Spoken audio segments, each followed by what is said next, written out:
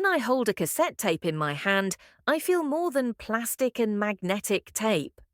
I feel the weight of a revolution that changed how people listened, shared, and created music.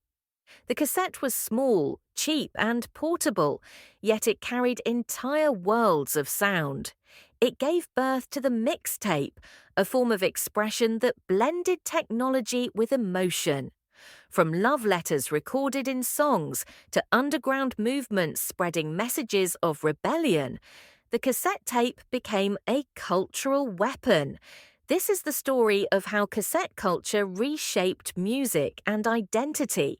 The cassette was introduced by Philips in the early 1960s. At first, it was not designed for music at all. It was a tool for dictation, a way for offices to record voice notes. The sound quality was poor, nowhere near the rich tones of vinyl records, but technology improved quickly, and soon engineers realized that cassettes could carry music too. By the early 1970s, compact cassettes were marketed as a new way to enjoy albums. They were smaller than records, easier to handle, and portable. Unlike vinyl, they could be played in cars and carried in backpacks. Then came the innovation that changed everything: the ability to record. Blank cassettes allowed anyone to copy music from records, the radio, or other tapes. Suddenly, listeners were not just consumers, they were creators. You could make your own compilation of favorite songs, record your band's rehearsals, or capture radio broadcasts. The cassette empowered ordinary people to become DJs, archivists, and storytellers. By the late 1970s, cassette culture was everywhere. Teenagers recorded mixtapes to declare love, express friendship, or communicate feelings they could not put into words. Each tape was unique, carefully arranged, with handwritten track lists and decorated covers. To give someone a mixtape was to give them a piece of yourself. The mixtape was both message and medium. The cassette also fueled underground music. Punk bands in the UK and US recorded cheaply on tapes, bypassing expensive studios and labels. Tapes circulated hand to hand, spreading raw energy outside the mainstream.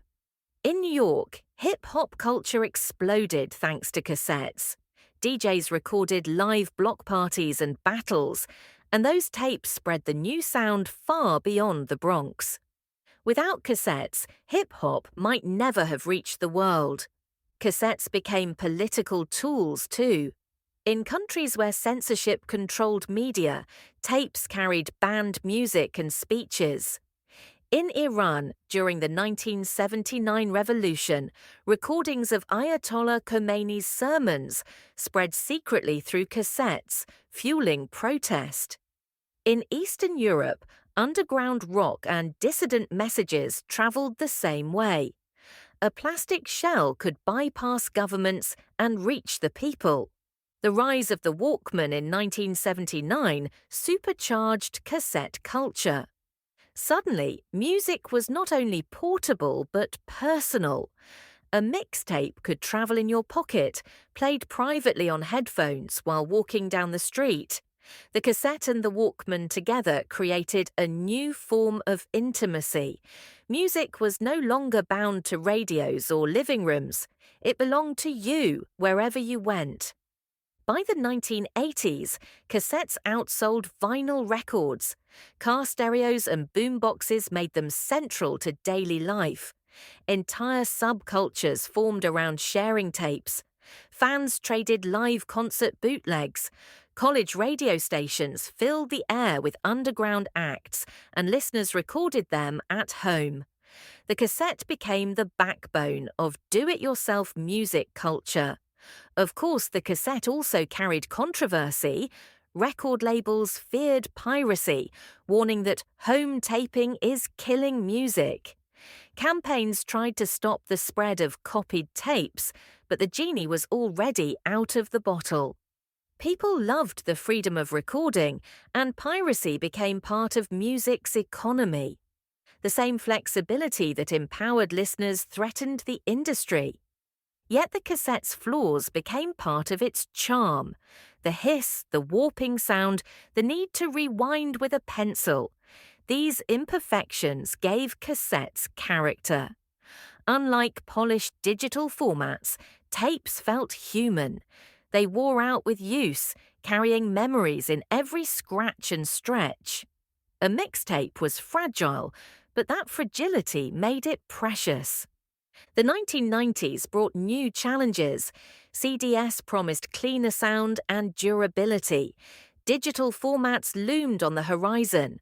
Slowly, the cassette faded from dominance. By the early 2000s, it seemed obsolete, a relic of another age. Sony discontinued the Walkman cassette player in 2010, marking the end of an era. And yet, the cassette never truly died.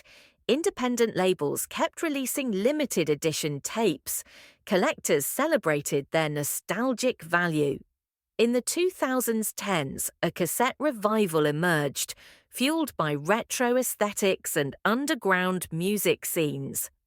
Bands chose cassettes to stand out in a digital world. Listeners embraced their tactile nature, their intimacy, their imperfections. Today, cassette culture still thrives in niches.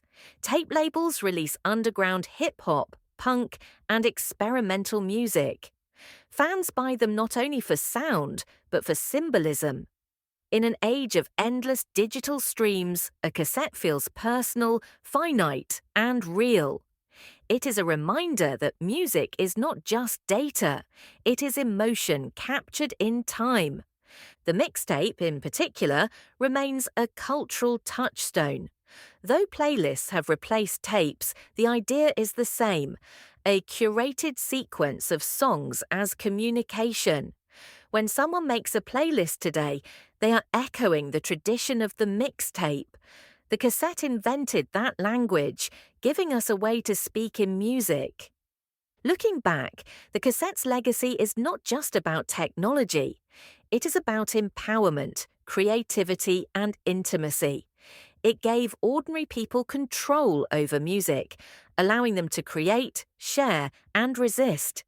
It democratized sound, spreading voices across borders and generations.